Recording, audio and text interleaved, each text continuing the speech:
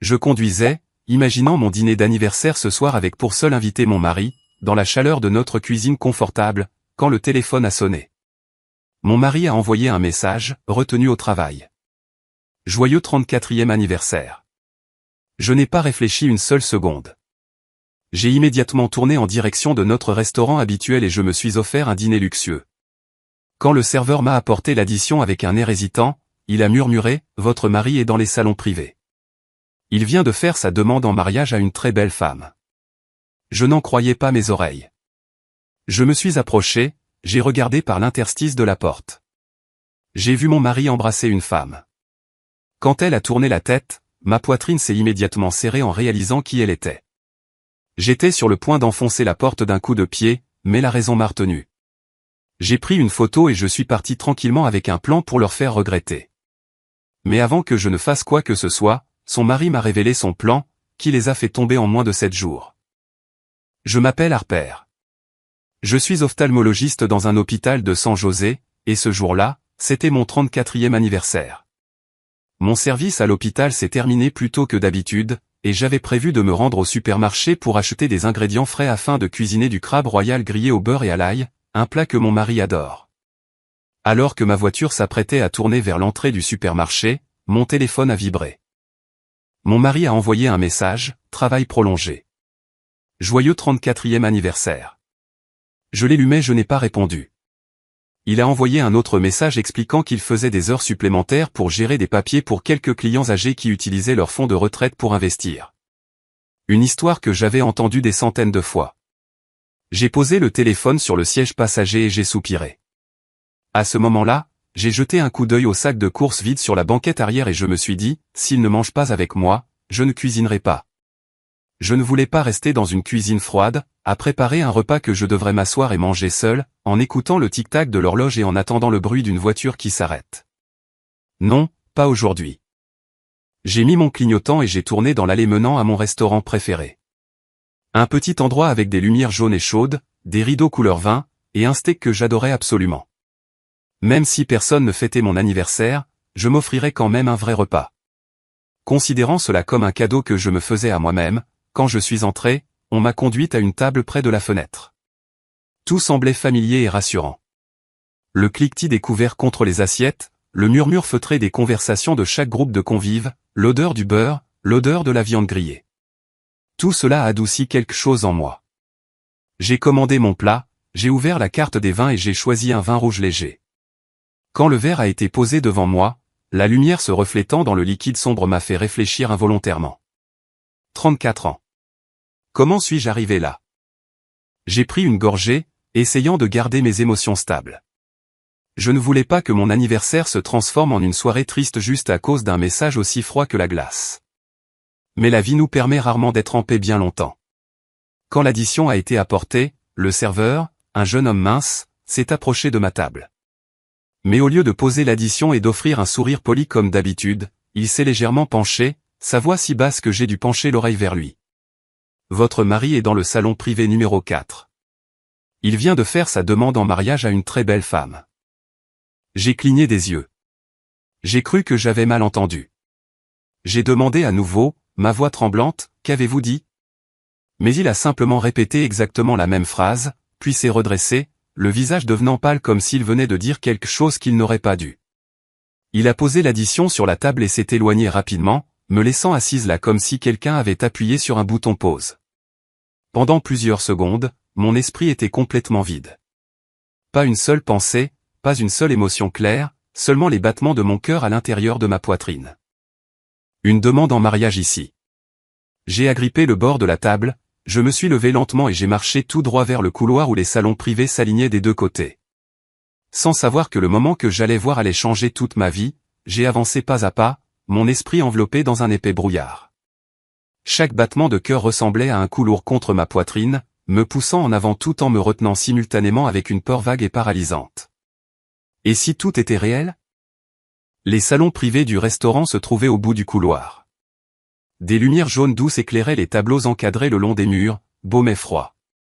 Plus je m'approchais, plus le plancher en bois sous mes pieds semblait se ramollir, comme si je marchais sur l'eau.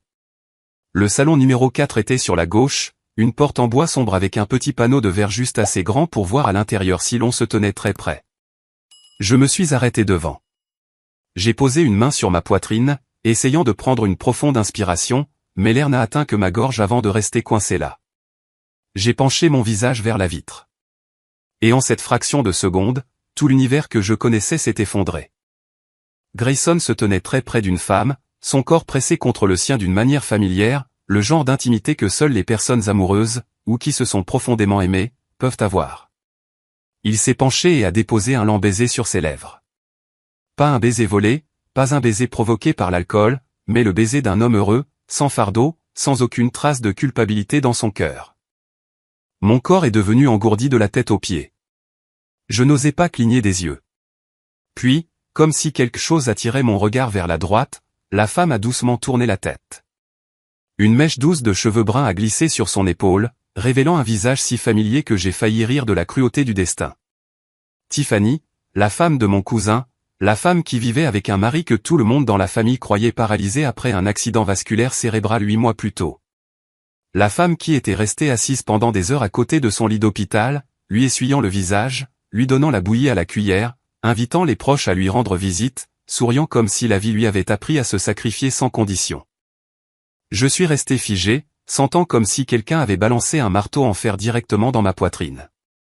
Eux deux, mon mari et la femme de mon cousin, étaient ici dans le salon privé numéro 4, créant tranquillement un monde dans lequel ni mon cousin ni moi n'avions jamais été invités. À ce moment-là, mon esprit a désespérément essayé de trouver une autre façon de comprendre ce qui se passait. Peut-être que ce n'était qu'une erreur momentanée. Peut-être que j'avais mal vu. L'angle de vue était trop étroit. Les reflets de la lumière déformaient tout. Ou peut-être que c'était quelque chose que je ne comprenais pas encore entièrement. Une partie de moi, la partie la plus douce, la plus faible, s'accrochait à toutes les excuses possibles pour atténuer la douleur qui venait de s'abattre sur moi. Mais ensuite, j'ai vu la chose qui a complètement détruit mes dernières tentatives d'auto-illusion. Un écrin ouvert sur la table. La lumière du lustre suspendu au-dessus brillait, se reflétant sur le diamant à l'intérieur. Clair, brillant, indéniable. Et la raison m'a dit froidement, cruellement, une erreur passagère n'est pas accompagnée d'une bague de fiançailles. J'ai levé mon téléphone, ma main tremblant si fort que l'écran est devenu flou un instant. J'ai dû le serrer plus fort pour prendre la photo. Juste une. J'ai approché le téléphone du panneau de verre et j'ai appuyé sur le déclencheur. Le déclic était très léger, mais je l'ai entendu si clairement que j'ai eu l'impression qu'il résonnait dans tout le couloir. J'ai retiré ma main rapidement. Je n'ai pas poussé la porte. Je n'ai pas fait de scène. Je n'ai pas crié. J'ai simplement fait demi-tour, j'ai redressé le dos et j'ai quitté le restaurant avec des pas si légers qu'ils étaient presque irréels. Comme si un pas plus lourd ferait voler en éclats toutes les émotions en moi avant que je ne puisse m'échapper de cet endroit. Et quand la porte du restaurant s'est refermée derrière moi, j'ai su que ma vie ne redeviendrait jamais ce qu'elle était. Je suis sorti sur le parking, ayant l'impression que mes pieds ne touchaient plus le sol. Les lumières de la rue se reflétaient sur la carrosserie de la voiture, leur lueur floue à travers mes yeux piquants. J'ai ouvert la portière, je me suis assise au volant, mais il m'a fallu près d'une minute entière pour me souvenir que je devais démarrer le moteur et partir. Ma main sur le volant était si froide que j'avais l'impression de serrer un bloc de métal au cœur de l'hiver. Je me suis engagé sur la route principale et en quelques centaines de mètres seulement, les battements de mon cœur résonnaient encore comme des coups de marteau, réguliers, lourds, me faisant serrer les dents juste pour rester calme. J'ai pris mon téléphone, mes doigts tremblant si fort que déverrouiller l'écran est devenu une tâche difficile. Je voulais appeler mon cousin Matthew. Je voulais tout lui dire, que sa femme, la femme que toute la famille considérait comme un symbole de sacrifice, venait de s'asseoir dans le salon privé numéro 4 avec mon mari, l'embrassant comme deux personnes commençant une nouvelle vie. Je voulais tout dire. Je voulais crier. Je voulais lui montrer la photo et demander, est-ce que tu mérites ça? Mais quand j'ai fait défiler jusqu'à la lettre M dans mes contacts, mon doigt s'est figé. J'ai avalé la boule dans ma gorge et j'ai posé le téléphone sur le siège comme s'il était trop chaud pour le tenir ne serait-ce qu'une seconde de plus. J'ai continué à conduire et même pas 3 minutes plus tard, je l'ai repris, j'ai tapé son nom, puis j'ai hésité, puis je l'ai reposé. J'ai répété ce cycle stupide plus de fois que je ne pouvais compter sur tout le trajet du restaurant à la maison, comme quelqu'un qui essaie de s'accrocher à quelque chose d'invisible, craignant d'être celui qui le briserait. Parce qu'à ce moment-là, des images de Tiffany des 8 derniers mois sont revenues en masse. Elle se tenant derrière le fauteuil roulant de Matthew lors de la réunion de famille d'hiver, sa petite silhouette se penchant patiemment pour le pousser pas à pas. Chaque fois que quelqu'un demandait si Matthew allait mieux, Tiffany répondait pour lui, sa voix tendue comme si elle était épuisée d'essayer si fort d'être une épouse dévouée. Elle essuyait la sueur de son front, ajustait la couverture sur son épaule, le serrait par derrière quand le fauteuil roulant se coinçait sur une marche. Chaque geste était si doux que tout le monde dans la famille l'adorait. Certains même plus que Matthew. Je me souviens d'une fois où ma tante a dit, « Tiffany est vraiment une bénédiction. Tout le monde n'a pas la patience de s'occuper d'un mari gravement malade comme ça. » Toute la famille a hoché la tête. Moi aussi. Et c'est pourquoi, quand j'ai essayé d'imaginer Tiffany, la femme que tout le monde respectait pour son abnégation, embrassant mon mari dans un restaurant chic, j'ai eu l'impression que ma tête se tordait en nœuds. Pourquoi? Parce que j'avais peur que si je parlais trop tôt, je pourrais ruiner quelque chose de bien plus grand. J'avais peur d'avoir mal compris. Peur d'avoir mal vu. Peur que si je le disais à mon cousin maintenant, je détruirais sa famille pour quelque chose dont je n'étais pas sûr à 100%. Mais plus profond que toutes ces peurs, il y avait la peur d'être la femme qui réagit de manière excessive. La femme qui expose les autres à la hâte sans preuve suffisante. La femme gouvernée par l'émotion, condamnée à vivre toute une vie de regrets. Je ne voulais pas être cette femme. Et pendant les 3 kilomètres suivants, j'ai continué à répéter la même pensée en désespoir de cause. Si je parle maintenant, est-ce que je détruirais quelque chose que je ne comprends pas encore entièrement? Je suis arrivé à la maison sans me souvenir des routes que j'avais prises. La maison était silencieuse, sombre, avec seulement le bourdonnement du climatiseur pour briser le silence. Je suis resté dans le salon, les clés toujours à la main, le cœur battant toujours comme des pas frénétiques résonnant dans un couloir vide.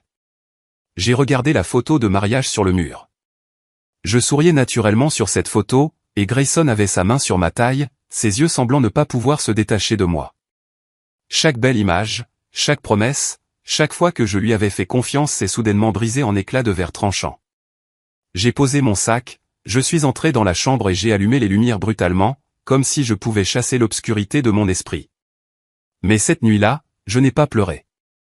Je suis juste resté allongé, les yeux ouverts, sans dormir, sans cligner des yeux, jusqu'à ce que la lumière du matin filtre à travers les rideaux, et je fixais toujours le plafond. Le lendemain matin, je ne pouvais plus me permettre de me laisser emporter par l'émotion. J'avais besoin de quelqu'un de neutre, quelqu'un qui n'était pas touché par ces relations enchevêtrées, quelqu'un qui se concentrerait uniquement sur la vérité et mon état mental sans jugement. Alors, j'ai envoyé un message pour prendre rendez-vous avec Samantha, la thérapeute que j'avais vue 2 fois il y a quelques années. Samantha avait la soixantaine, sa voix douce mais tranchante comme une lame fine. Le genre de personne qui pouvait vous regarder pendant 5 secondes et savoir exactement ce que vous cachiez. Je suis arrivé à son bureau tôt le matin. Son bureau était au 3e étage d'un vieil immeuble, parfumé légèrement à l'huile de lavande, les murs couverts de peintures de paysage, et l'éclairage tamisé juste assez pour créer un sentiment de sécurité. Elle était assise en face de moi, tenant un carnet en cuir marron, ses yeux stables et patients, comme si elle savait déjà que j'apportais une histoire qui ne serait pas facile à raconter. Dès que je me suis assise, Samantha n'a posé qu'une seule question. « Par où voulez-vous commencer ?» C'est tout. Pas de pression, pas de précipitation, mais cette question a semblé déverrouiller quelque chose dans ma poitrine. Je lui ai tout raconté, de la fin précoce de mon service à cause d'un patient annulé au projet de faire du crabe au beurre et à l'ail pour mon anniversaire, le message travail prolongé, ma décision de m'offrir un restaurant, et enfin le moment où j'ai regardé par la petite fenêtre en verre du salon privé numéro 4. Je lui ai parlé de la photo que j'ai prise, du moment où je suis resté figé, et du sentiment que mon monde entier était entraîné dans un gouffre auquel je n'étais pas préparé. Samantha n'a pas interrompu. Elle hochait la tête à chaque section, prenant occasionnellement des notes très courtes, si brèves que je me demandais si elle écrivait assez. Mais je savais qu'elle notait exactement ce qui comptait. Le tremblement dans ma voix, la peur quand j'ai mentionné mon cousin, la guerre intérieure quand j'ai parlé de Tiffany.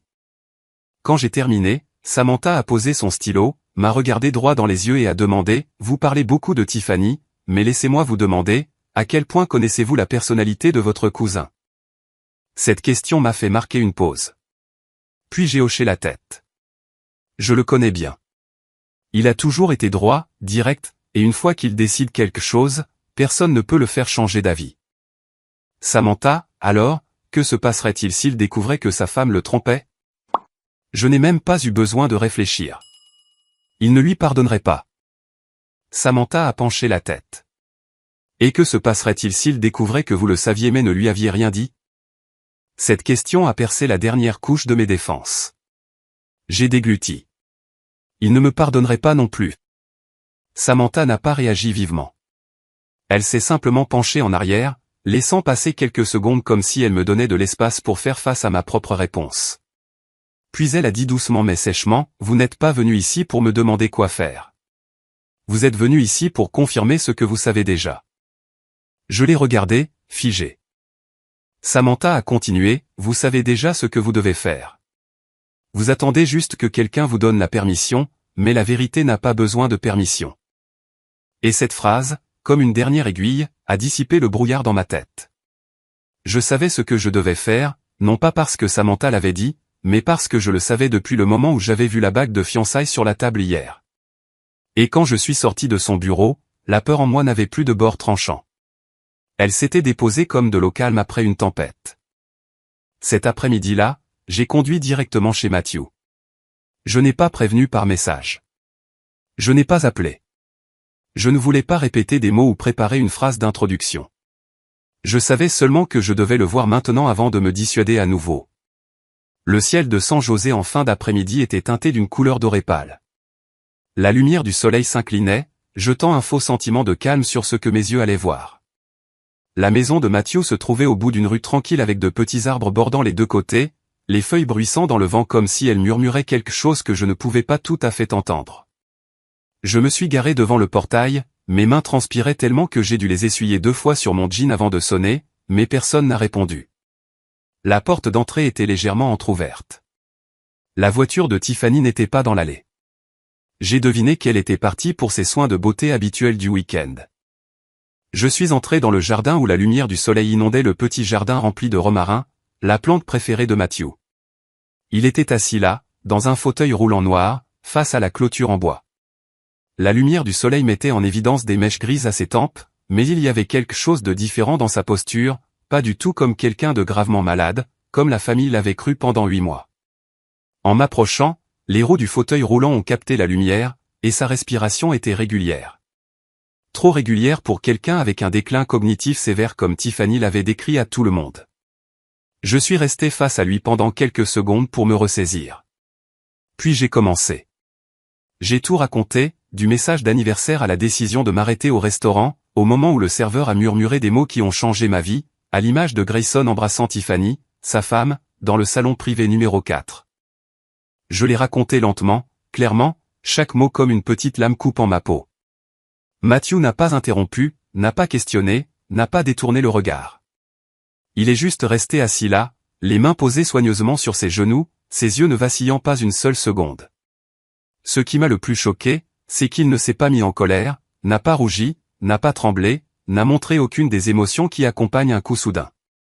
Juste le silence. Un silence si profond que les oiseaux sur le toit étaient plus bruyants que sa respiration. J'ai fini de parler. Je suis resté debout et j'ai attendu. Je ne savais pas ce que j'attendais. Une question, une réaction, n'importe quoi. Mais ce que j'ai reçu était quelque chose que je n'avais pas prévu. Matthew a pressé légèrement ses mains sur les accoudoirs de son fauteuil roulant. Un petit mouvement, lent mais sûr. Puis il s'est levé lentement, sans trembler, sans vaciller, sans aucun soutien nécessaire. Il s'est tenu droit, s'est tourné vers moi comme n'importe quel homme en bonne santé un jour normal. J'étais sans voix. Ma gorge s'est asséchée comme si j'avais avalé de la poussière. Je me suis entendu murmurer, « Tu peux te tenir debout ». Matthew n'a pas répondu à cette question. Il m'a juste regardé, non pas avec faiblesse, non pas avec fatigue, non pas avec le moindre signe de déclin cognitif, mais avec des yeux si vifs et lucides qu'ils m'ont donné des frissons dans le dos.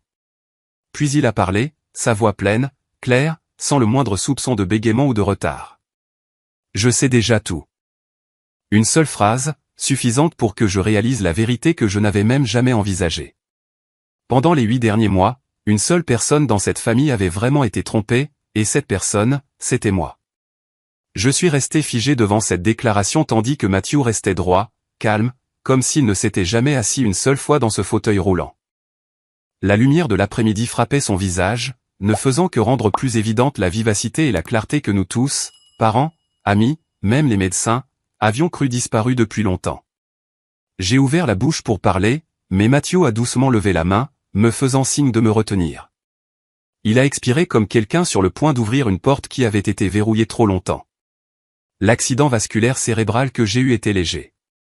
Sa voix ne tremblait pas, ne sonnait pas amère, elle portait seulement une profonde lassitude. Et la paralysie était fausse. Mon corps entier a frémi. J'ai regardé le fauteuil roulant derrière lui comme si c'était la preuve physique d'une performance dont je n'avais pas réalisé que je faisais partie. J'ai dû m'agripper au banc du jardin pour me stabiliser car mon esprit ne pouvait pas suivre ce qu'il disait. Mathieu m'a regardé avec un mélange d'amertume et d'autodérision. « As-tu oublié ? Avant que mon père ne me force à rejoindre l'entreprise familiale, j'ai étudié le théâtre. » C'était vrai. Il avait étudié dans une école de théâtre renommée pendant quelques années. Il en parlait comme d'un souvenir amusant, sans jamais imaginer qu'il utiliserait un jour ses compétences dans une tragédie de sa propre vie. Je l'ai regardé, stupéfaite. Mathieu a continué. J'ai remarqué quelque chose d'étrange chez Tiffany environ un mois avant mon accident vasculaire cérébral. Sa voix était stable, mais ses yeux s'assombrirent.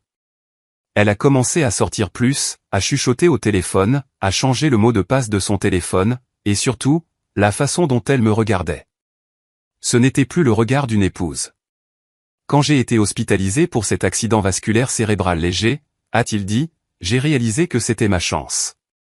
Une chance de découvrir qui elle était vraiment. Un frisson m'a parcouru l'échine. Tiffany, la femme qui jouait le rôle de l'épouse parfaite devant toute notre famille, avait été surpassée par son propre mari, et ce, de manière plus habile qu'elle ne l'aurait jamais imaginé. J'ai tout simulé. La perte de la parole. La perte de la fonction motrice. Mathieu a haussé les épaules. Tiffany y a cru immédiatement parce qu'elle voulait y croire. J'ai dû m'asseoir sur le banc de pierre. Ma tête s'est inclinée comme si je venais d'entendre une histoire qui n'appartenait pas au monde réel. Mathieu s'est approché et a continué. Quand elle a cru que j'avais un déclin cognitif, elle a baissé la garde. Puis il a expliqué d'une voix si calme qu'elle m'a glacé que, au cours des 8 derniers mois, il avait secrètement engagé un détective privé et un avocat spécialisé en divorce.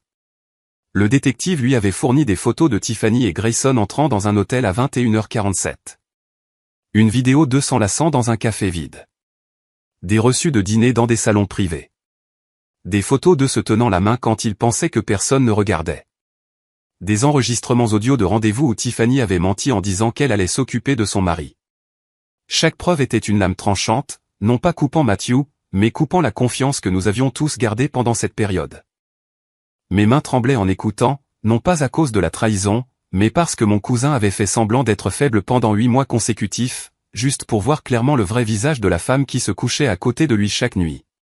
Mathieu a regardé vers le buisson de romarin qu'il avait planté lui-même. Je sais que c'est plus qu'une liaison. Puis il s'est tourné vers moi, ses yeux vifs comme une lame. Elle veut l'entreprise. Et à ce moment-là, j'ai compris que Tiffany ne trahissait pas seulement son mariage. Elle trahissait tout l'héritage familial. Je lui ai demandé, alors, quel est ton plan maintenant ? Mathieu a pris une profonde inspiration, comme un homme qui avait tout planifié depuis longtemps. Tout révélé. Lors de la célébration de notre 12e anniversaire. Aucune hésitation, aucune lueur de doute. Il a prononcé ces mots comme s'ils avaient été gravés dans la pierre il y a longtemps. Je veux qu'elle s'effondre exactement là où elle a construit son image parfaite. J'ai regardé mon cousin, l'homme que nous avions tous plaint pendant les 8 derniers mois, se tenant droit sous la lumière dorée du soleil. Non plus un homme malade, mais un mari pleinement éveillé et prêt à réclamer justice dans sa propre vie. Mathieu est retourné à la table en bois et a ouvert un épais carnet qui s'y trouvait. Il a feuilleté quelques pages, s'arrêtant à une section marquée d'un onglet rouge. Quand il a repris la parole, sa voix n'était plus aussi calme qu'avant. Elle était plus profonde, plus lourde, chargée d'une douleur qui avait été enfouie bien trop longtemps. Tiffany n'a pas seulement trahi le mariage. J'ai retenu mon souffle. Mathieu m'a regardé droit dans les yeux, articulant clairement chaque mot. Elle a soudoyé un médecin. Je me suis figé.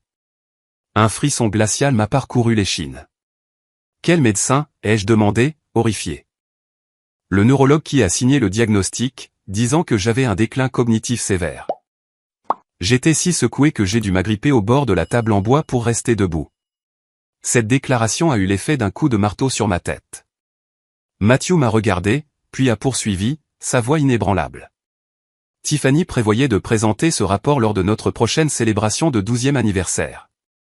Mes yeux se sont écarquillés, mon corps entier s'est engourdi. Il a continué. Elle voulait se tenir devant notre famille et nos partenaires commerciaux et déclarer que je n'étais plus apte à diriger l'entreprise. Un coup public. Instantanément, j'ai imaginé la fête d'anniversaire. Tiffany montant sur scène, tenant un micro, feignant l'émotion.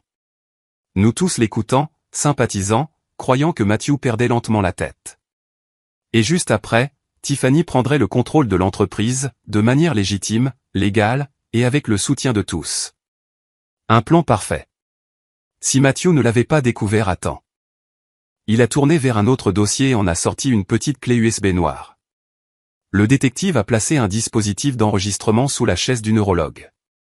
Sa voix était stable et tranchante. L'homme a pris l'argent, a pris les instructions, a pris des promesses d'investissement. Ma gorge s'est asséchée, et quand j'ai finalement parlé, ma voix est sortie. Depuis combien de temps? Depuis combien de temps suis-tu cela? Matthew a serré la clé USB dans sa main, pas fortement, mais assez pour montrer la rage qui couvait en dessous.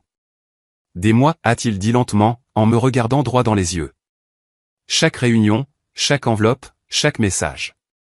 Tout a été enregistré. J'ai reculé, sentant comme si le monde autour de moi s'était retourné. Tiffany, la femme qui pleurait à côté d'un lit d'hôpital, poussait son fauteuil roulant, gagnait la sympathie de la famille, avait non seulement eu une liaison, mais avait orchestré un plan impitoyable pour prendre le pouvoir. Les sourcils de Matthew se sont froncés, ses yeux se sont assombris.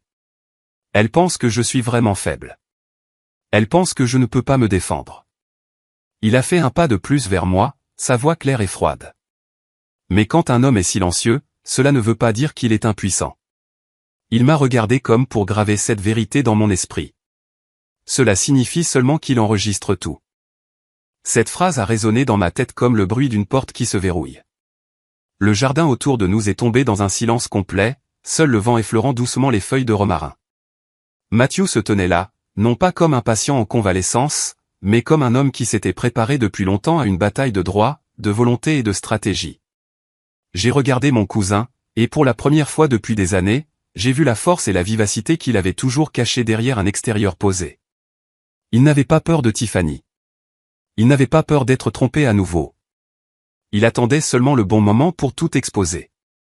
Matthew m'a regardé, sa voix basse, mais suffisante pour me donner des frissons. « Harper, tu dois rentrer chez toi. » J'ai froncé les sourcils. Maintenant, a-t-il hoché la tête. Tu dois continuer à jouer le rôle de la femme qui ne sait rien. J'ai ouvert la bouche pour dire que je n'étais pas sûr d'en être capable, mais Matthew a parlé avant que je puisse sortir les mots. Si Grayson se rend compte que tu as découvert la vérité, il effacera tout. Sa voix était calme, mais j'ai entendu l'avertissement derrière. Pas un avertissement de danger, mais de vérité qui pourrait être perdue à jamais si je faisais un seul faux pas. J'ai senti une froideur se répandre dans mon dos. Grayson, l'homme qui me serrait chaque nuit, qui avait dit un jour qu'il aimait ma façon de préparer le crabe au beurre à l'ail, était maintenant quelqu'un qui pourrait effacer toute trace de sa liaison si le moindre signe l'alertait. Matthew a posé une main sur mon épaule, la serrant doucement. Non pas pour me réconforter, mais pour me rappeler que je faisais maintenant partie de quelque chose de bien plus grand que mon propre mariage. Tu dois jouer la comédie, a-t-il dit, comme je l'ai fait pendant les 8 derniers mois. J'ai pris une profonde inspiration et j'ai hoché la tête. Ce soir-là, je suis rentré à la maison comme si de rien n'était. Pas de questions curieuses, aucun indice que je venais de voir mon mari faire sa demande à une autre femme. J'ai ouvert le réfrigérateur, lavé les légumes, allumé la cuisinière. Chaque petite action faite lentement, soigneusement, avec un regard délibérément normal. J'ai préparé le repas que je savais que Grayson aimait, quelque chose de simple. Pesto, pâtes, salade et un peu de pain grillé.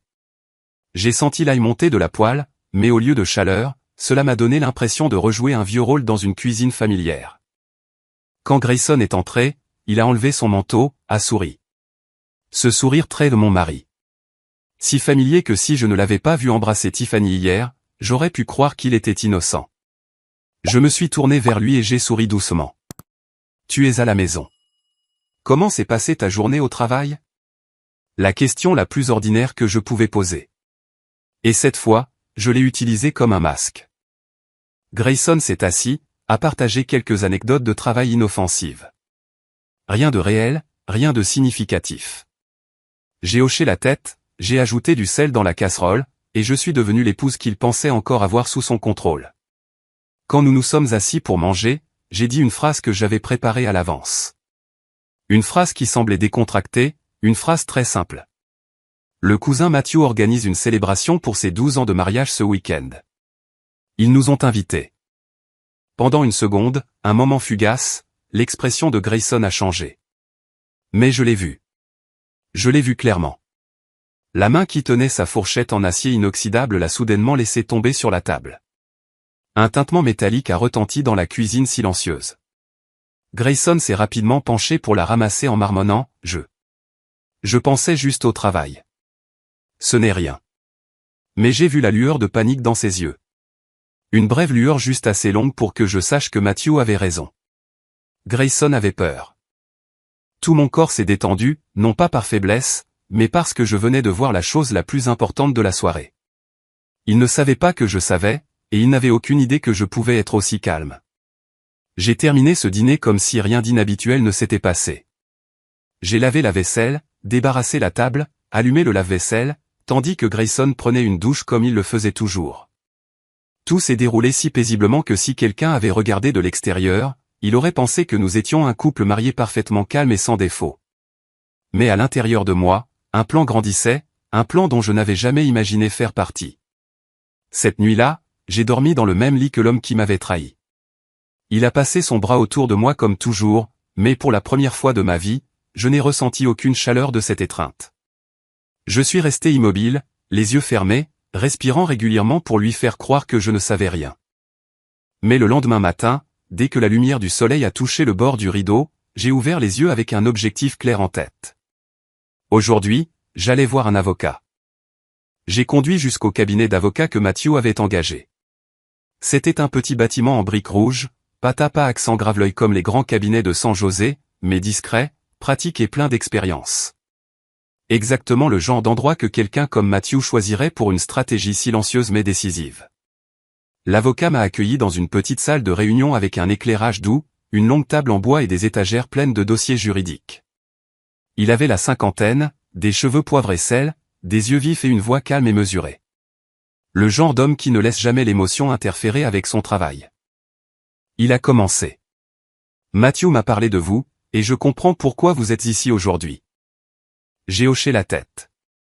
Ma main serrait mon sac à main comme si c'était la seule chose qui m'empêchait de tomber dans le vide. Je lui ai tout raconté, de l'image dans le salon privé numéro 4 au plan de Tiffany d'annoncer de faux documents médicaux lors de la fête d'anniversaire. Je lui ai dit comment j'avais agi comme une épouse normale. Je lui ai même parlé du moment où Grayson a laissé tomber la fourchette la nuit dernière. L'avocat n'a pas été surpris. Il n'a pas paniqué. Il a simplement posé une série de questions courtes, chacune visant uniquement à confirmer les faits. Avez-vous une photo? Pouvez-vous donner une chronologie claire? En avez-vous parlé à quelqu'un d'autre que Matthew? Et quand j'ai répondu « non », il a légèrement hoché la tête. Bien. Nous devons garder toutes les preuves intactes jusqu'au bon moment. Il a ouvert sa mallette et en a sorti une pile de papiers soigneusement agrafés. Je l'ai reconnu immédiatement. Les papiers du divorce. Il les a glissés vers moi. Je veux que vous signiez d'abord, mais nous ne les déposerons pas encore. J'ai regardé le papier, la ligne de signature près du bas. Une partie de moi tremblait. L'autre partie se sentait étrangement calme. Si nous les déposons maintenant, a poursuivi l'avocat, Grayson sera en alerte et il effacera toutes les traces de Tiffany. Je me suis souvenu des mots de Matthew. Si Grayson découvre la vérité, il effacera tout. Et maintenant, entendre le même avertissement de l'avocat le rendait plus terrifiant que jamais. J'ai pris le stylo. J'ai signé.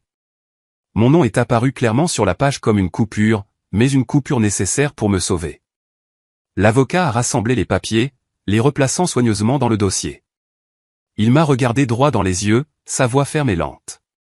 Tout doit se passer au bon moment. J'ai demandé quand. Il a répondu sans hésitation. Quand Matthew révélera la vérité à la fête d'anniversaire. C'est à ce moment-là que Grayson sera le plus faible. Quand sa complice tombera publiquement. J'ai inspiré profondément. À l'intérieur de moi, il y avait de la douleur, mais en même temps une étrange sorte de force montait. Non pas la force de la rage, mais de la clarté. Je me suis levé et je lui ai serré la main. Et en sortant du cabinet d'avocat, j'ai eu l'impression d'entrer dans une partition musicale où le tempo avait commencé à s'accélérer. Tout doit se passer au bon moment. Cette phrase se répétait dans ma tête pendant que je rentrais chez moi et de nouveau alors que je me tenais devant le miroir en choisissant une robe, pas trop vive, pas trop voyante, juste assez pour avoir l'air d'une épouse assistant à une fête avec son mari, complètement inconsciente que son mariage avait pourri de l'intérieur. Et puis le week-end est arrivé. Ce soir-là, la célébration des 12 ans de mariage de Matthew et Tiffany, une soirée que Tiffany croyait être sa victoire. La fête avait lieu dans la salle de banquet d'un hôtel de luxe du centre-ville de San José. Au moment où Grayson et moi sommes entrés, j'ai senti l'atmosphère chaleureuse, les conversations animées. Des lumières dorées se répandaient dans la pièce. Presque tout le monde était présent. Les deux côtés de la famille, les principaux actionnaires, quelques partenaires commerciaux de longue date de l'entreprise de Matthew, des personnes ayant une influence significative si un changement de direction devait avoir lieu. Je suis entré avec Grayson, mais en gardant juste assez de distance, assez proche pour que tout le monde voie que nous étions mari et femme, mais pas si proche que je me sentais étouffé par sa tromperie. Son visage est resté calme, mais j'ai remarqué que sa main tremblait légèrement en serrant la main d'invité familier. Il avait peur et je le savais. À l'avant de la salle de bal, Tiffany se tenait près d'une table recouverte d'une nappe blanche, décorée d'albums photos et de bouquets frais. Elle portait une longue robe couleur champagne, ses cheveux bouclés et son maquillage impeccable, le genre de perfection que l'on pouvait repérer de l'autre côté de la pièce. Une femme qui croyait que ce soir, elle deviendrait l'épouse qui prendrait la tête de l'entreprise. Dès que Tiffany nous a vus, elle a fait un signe de la main naturelle et a souri trop brillamment. Le genre de sourire répété, joué sous les projecteurs. Personne ne savait qu'elle s'était tenue avec mon mari dans le salon privé numéro 4 il n'y a pas si longtemps. Personne sauf moi et Matthew. Puis, alors que les invités s'installaient à leur siège, le micro a grésillé. Tiffany est montée sur scène.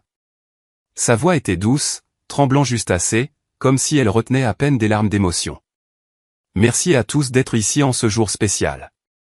12 ans, elle a fait une pause, la main sur le cœur, c'est un long voyage d'amour, de patience et de sacrifice. J'ai voulu rire, mais je suis resté immobile. Je devais jouer la comédie, et je l'ai bien joué. Tiffany a continué, commençant à parler de leur amour durable. Comment Matthew avait toujours été son ancre. Sa voix se brisant, légèrement tremblante, chaque phrase comme une scène d'un scénario mémorisé. Puis elle a posé la main sur le micro, a baissé la voix comme si elle était sur le point de révéler quelque chose de déchirant. Mais il y a quelque chose que je n'ai jamais rendu public. La salle entière est devenue silencieuse. Tiffany a soupiré, les yeux rouges. Le look parfait des belles larmes. Pas de mascara qui coule, pas de désordre. Elle a dit. Matthew a été diagnostiqué avec un déclin cognitif sévère par son neurologue. Une vague de murmures a parcouru la table de la famille.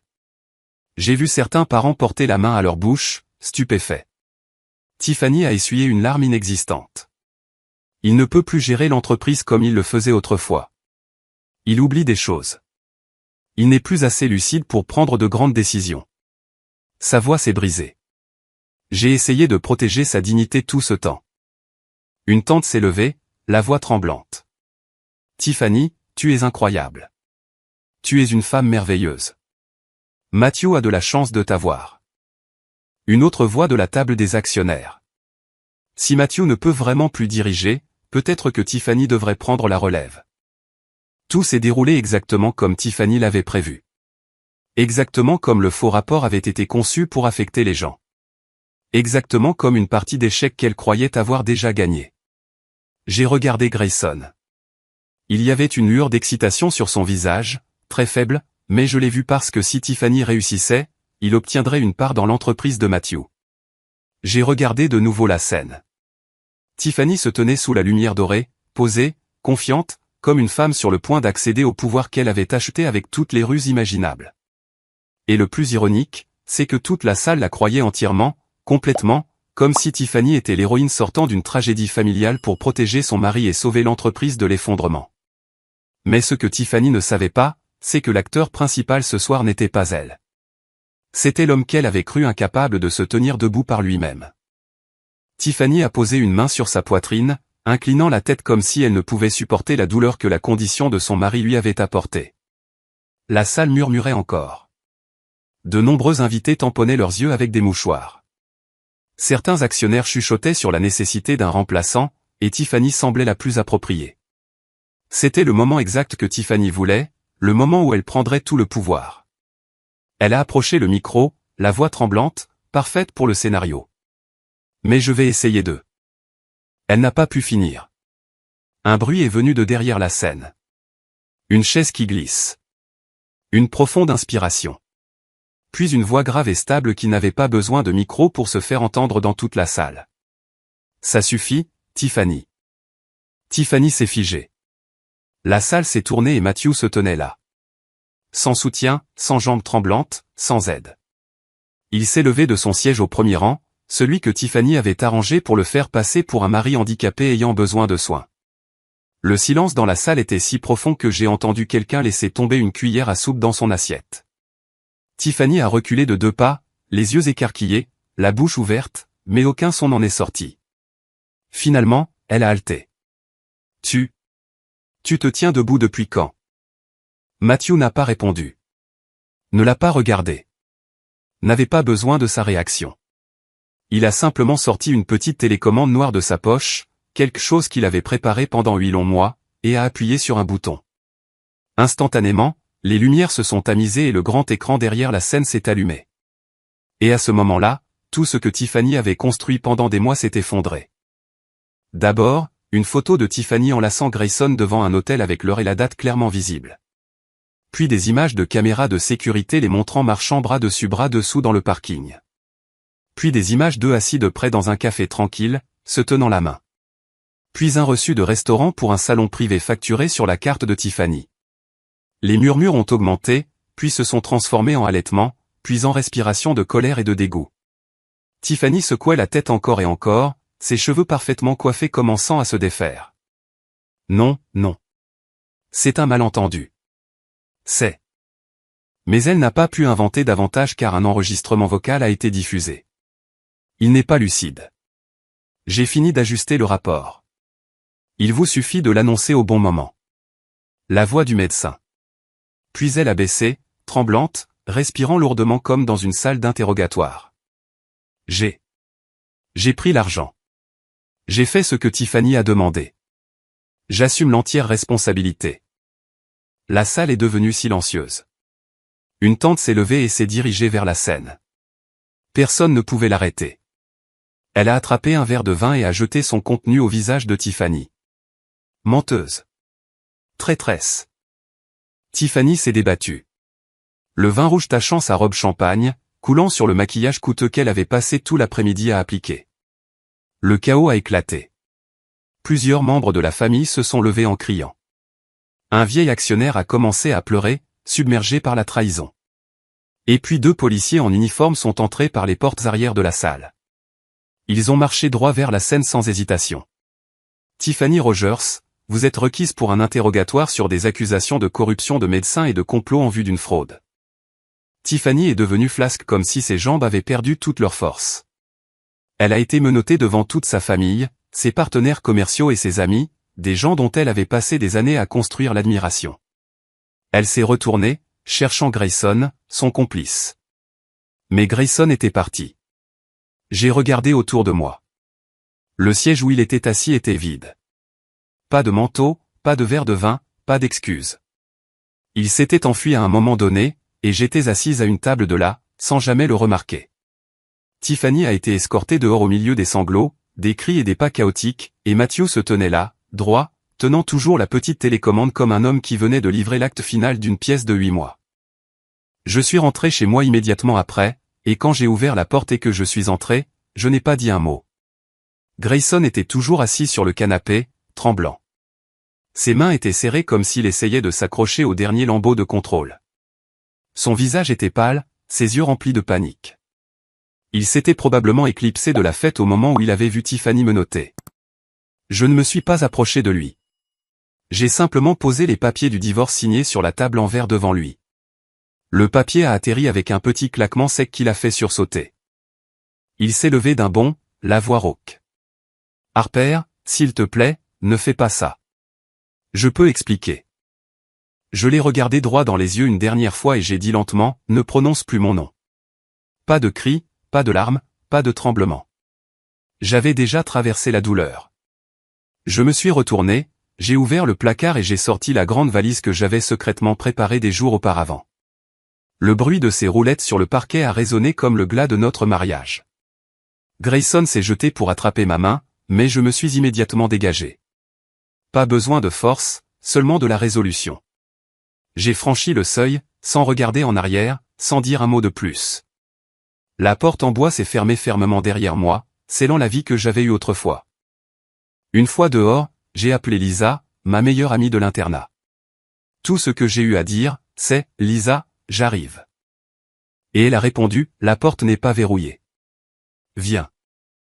J'ai traversé la nuit de San José directement jusqu'à la maison de Lisa.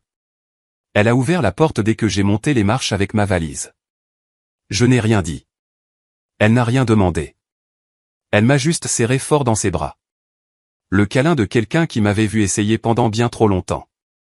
Cette nuit-là, j'ai dormi sur le canapé de Lisa. Pour la première fois depuis des années, pas à côté de quelqu'un qui m'avait trahi. 3 jours plus tard, Matthew a appelé et m'a dit que Tiffany avait tout avoué, y compris le rôle de Grayson. J'ai écouté en silence, mon esprit s'enfonçant dans un lac calme et vitreux. 2 jours après, j'ai reçu un appel de Madame Henderson, ma voisine âgée, le genre qui écoute toujours la radio à 5 heures du matin et sait tout ce qui se passe dans le quartier. Sa voix tremblait, mais elle était claire. « Harper, tu n'es pas à la maison, n'est-ce pas? Ce matin, la police est venue frapper à ta porte. Ils avaient une sorte de papier. On aurait dit un mandat d'arrêt contre Grayson. 2 agents l'ont emmené juste après. Il avait l'air terrible. Je suis sorti sur le balcon de Lisa, le téléphone serré dans ma main. Je l'ai remercié et j'ai raccroché. Aucune larme n'a coulé. Je suis juste resté là à regarder le ciel gris de Seattle, la ville où j'allais déménager. Et pour la première fois depuis des mois, j'ai senti mon corps entier devenir plus léger, comme si je venais de franchir un seuil bien plus large que je ne l'avais jamais imaginé. J'avais tant perdu. Mais en retour, je m'étais retrouvé. 3 mois après avoir quitté cette maison, je suis entré dans la salle d'audience du divorce avec un état d'esprit complètement différent de la plupart des femmes qui viennent ici. Pas désespéré, pas brisé, juste prête à clore un chapitre que j'avais dépassé depuis longtemps. L'audience a été plus courte que prévu. Grayson est apparu dans une combinaison de prisonnier orange, menotté à la taille. Je l'ai regardé une fois, non pas avec reproche, non pas avec amertume, mais pour me rappeler que l'homme en face de moi n'avait plus rien à voir avec ma vie. Le juge a lu le verdict clairement. Divorce accordé, bien à partager selon la loi. 50-50. Personne n'a gagné. Personne n'a perdu.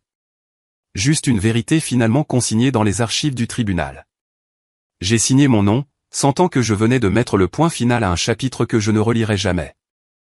2 semaines plus tard, j'ai fait mes bagages, j'ai serré Lisa dans mes bras en lui disant au revoir, je l'ai tenue forte avant de partir. J'ai conduit vers le nord jusqu'à Seattle par un matin froid, des nuages gris suspendus bas comme s'ils étaient prêts à pleuvoir. Mais cette fois, le ciel ne semblait plus lourd. Il semblait juste ouvert, comme s'il faisait de la place pour un nouveau départ. Dès mon premier jour à l'hôpital de Seattle, j'ai pris le poste de chef du service d'ophtalmologie. Je me tenais dans mon nouveau bureau, la main posée sur un bureau en bois poli, regardant la chaîne de montagnes au loin. Une paix rare s'est installée en moi. J'avais perdu un mariage, mais j'avais retrouvé ma vie. 6 mois plus tard, le dernier article de presse sur l'affaire a été publié. La dernière ponctuation à tout cela. Tiffany a été condamnée à 6 ans de prison pour avoir soudoyé un médecin, falsifié des documents médicaux et tenté de détourner des biens. Elle a été condamnée à verser $268 000 de dédommagement à Matthew, couvrant tout l'argent dépensé pour les chambres d'hôtel, les rendez-vous, une montre Rolex et le pot de vin du médecin. Le médecin corrompu a vu sa licence révoquée de façon permanente et a été condamné à 3 ans de prison. Grayson a reçu une peine de 3 ans après avoir avoué son rôle de complice. J'ai lu l'article sur mon téléphone en étant assise dans mon appartement de Seattle avec vue sur l'eau. La lumière du coucher de soleil se reflétait sur le thé chaud sur la table. J'ai posé le téléphone, je me suis adossé au canapé et j'ai pris une profonde inspiration. Plus de colère, plus de questions sur le pourquoi.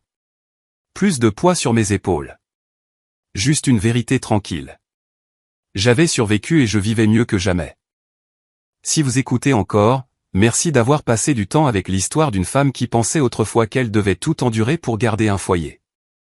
Mais la vérité est que personne ne mérite de rester dans un endroit où l'amour et le respect n'existent plus. Si cette histoire vous a touché ou si vous voulez entendre d'autres parcours comme celui-ci, vous pouvez aimer, vous abonner et activer les notifications. Qui sait, peut-être que la prochaine histoire sera exactement ce dont vous avez besoin pour faire votre prochain pas.